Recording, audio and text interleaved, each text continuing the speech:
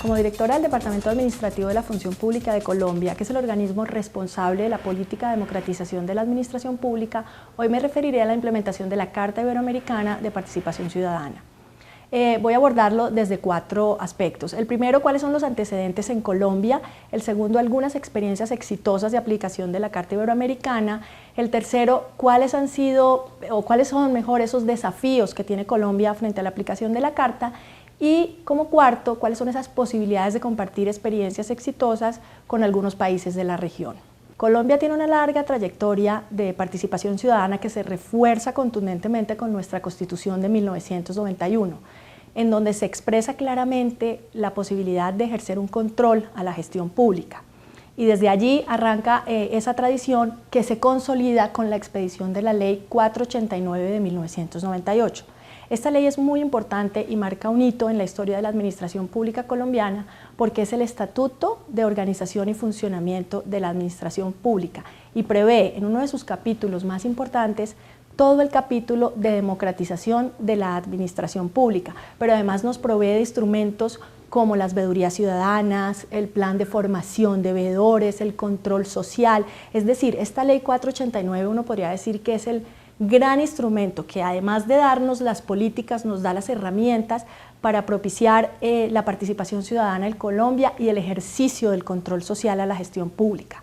Con esta expedición de esta ley, digamos que uno abonaría terreno para la llegada de la Carta Iberoamericana de Participación Ciudadana. Ahora me referiré a algunos de los principales instrumentos y experiencias que han posibilitado la implementación de la Carta Iberoamericana de Participación Ciudadana.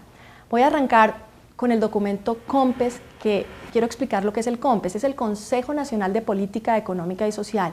Es el órgano consultivo que tiene el Gobierno de Colombia en materia de formulación de política.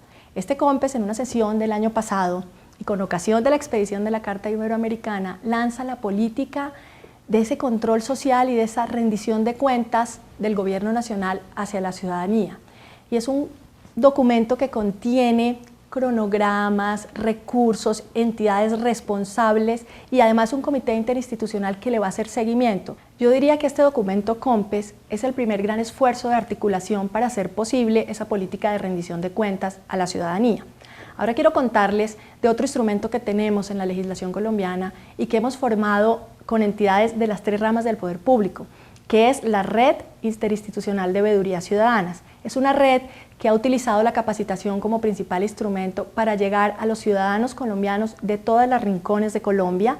Hemos formado multiplicadores para que nos ayuden a ejercer el control social a la gestión pública. Tenemos avances significativos, tenemos más de 100.000 colombianos formados con cartillas, con instrumentos, con políticas y metodologías que gracias a esta red ha sido posible llegar. Otro instrumento importante es la Red de Veedurías Ciudadanas. Es una red que tiene integrantes de las 3 ramas del poder público y que ha utilizado la capacitación como su principal instrumento para llegar a todos los rincones de Colombia, formando multiplicadores en control social. Esto quiere decir que nos hemos ido por todo el país con instrumentos, metodologías, con guías, cartillas, de una manera muy pedagógica y muy didáctica. Hemos llegado a todos los municipios de Colombia y tenemos hoy una red integrada por ciudadanos, pero también por servidores públicos que están multiplicando y formando colombianos para que ejerzan el control social a la gestión pública.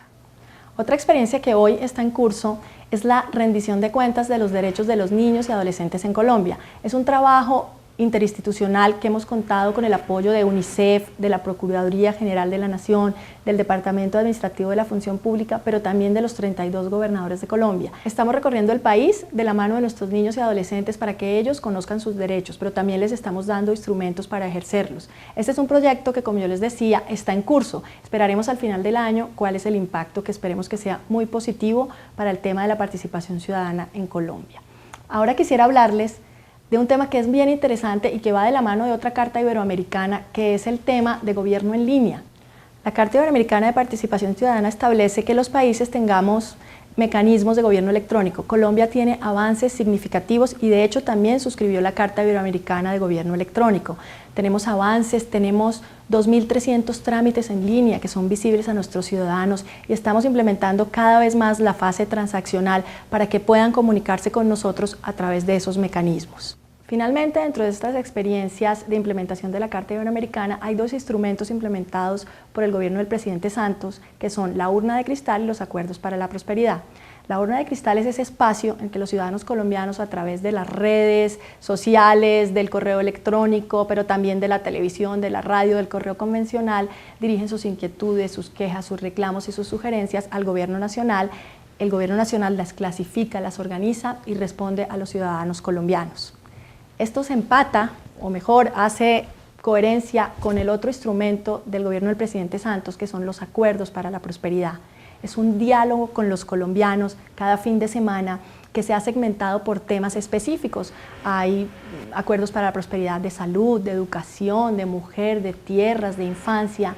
Los colombianos, un par de días antes de la llegada del presidente, discuten esos temas y sacan sus conclusiones y pueden expresar libremente sus preocupaciones, sus intereses y sus sugerencias. El gobierno también las organiza y le hace un estricto seguimiento a los compromisos que hace el gobierno nacional con la ciudadanía de todos los rincones de Colombia. Entre los principales desafíos que tiene la implementación de la Carta Iberoamericana de Participación Ciudadana está el tema de la articulación de las entidades de la Administración Pública colombiana para hacer realidad los postulados de la Carta. También tenemos otro desafío en la implementación de ese COMPES de rendición de cuentas a la ciudadanía.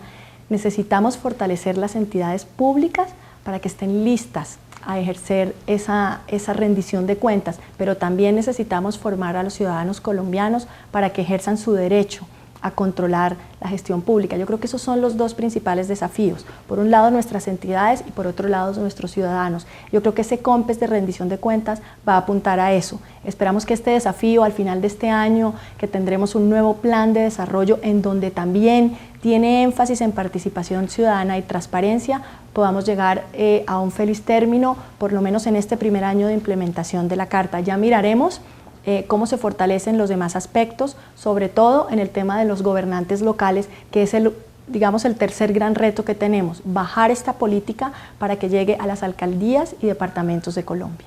Otro de nuestros desafíos es llevar la política de rendición de cuentas y de participación ciudadana a los municipios y departamentos de Colombia. Estamos trabajando en eso para llevarles los instrumentos, los mecanismos y las metodologías. Esperamos que en este primer año de implementación de este COMPES podamos tener resultados positivos que ya les iremos contando y poder compartir experiencias con los demás países de la región. Y algunas de esas experiencias podrían ser la forma como construimos ese documento de política, que es el documento COMPES 3654, pero también tenemos a disposición de los países de la región nuestras cartillas, nuestras metodologías, el tema, por ejemplo, de la red interinstitucional de veeduría ciudadana y la forma como se articulan las diferentes ramas del poder público, ha sido una experiencia de construcción colectiva que podríamos compartir. Y finalmente también quisiera, poner a disposición la forma como el Departamento Administrativo de la Función Pública ejerce ese rol de coordinador de esta política en la administración pública colombiana a través de, la materialización de la Ley 489 de 1998. Igualmente, estamos abiertos a recibir todas las experiencias exitosas de otros países que contribuyan a mejorar la tan importante política de democratización de la administración pública.